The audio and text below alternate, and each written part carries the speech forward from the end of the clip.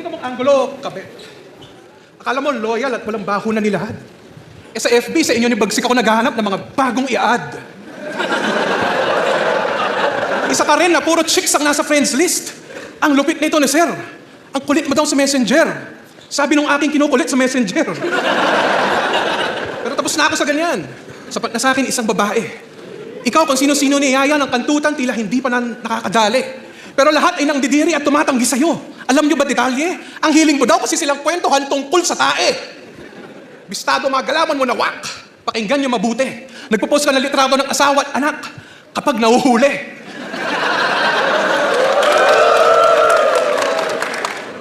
At parehas tayong banlag. Pero ako, sinusubukang ayusin ang paningin na malala. Ikaw ayaw pagalingin ang mata para may palusot pag tumitingin sa iba. Isa pang pinagkaiba ng ating paningin ay aking iaambag. Hindi mo ko makikitang patay dahil pati